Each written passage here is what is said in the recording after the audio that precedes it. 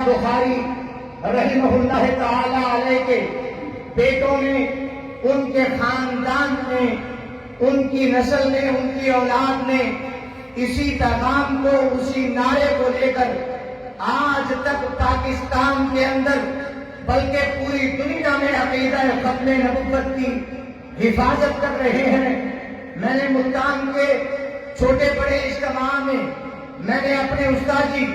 حضرت اقدس حضرت مولانا عبد المجید لدھیانوی رحمہ اللہ تعالی علیہ کا یہ جملہ بارہا دفعہ میں نے سنایا اجتماعات میں۔ حضرت استاد جی رحمہ اللہ حضرت مولانا عبد المجید لدھیانوی رحمہ اللہ تعالی علیہ فرمایا کرتے تھے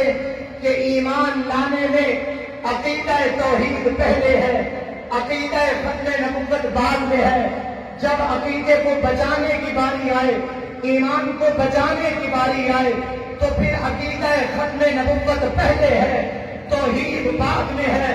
سید عطا اللہ شاہ بخاری رحمہ اللہ تعالی علیہ نے، باقی اکابرین ہمارے اسلاف نے اسی عقیدے کو بچانے کے لیے اور امت مسلمہ کے دلوں میں اس عقیدے کو راسخ کرنے کے لیے اپنا تن من دھن قربان کیا۔ ہزاروں نہیں، لاکھوں نہیں، کروڑوں مسلمانوں نے عقیدہ ختم نبوت کے لیے اپنی جان کے نذرانے پیش کیے۔ آج بھی دنیا کفر عقیدہ ختم نبوت پر حملہ آور ہے، کبھی آتش کی صورت میں، کبھی کسی قادیانی کو وزارت دینے کی صورت میں، کبھی کسی حوالے سے امت مسلمہ سے عقیدہ ختم نبوت کو چھیننے کے لیے اس پر حملہ آور ہوتے ہیں، لیکن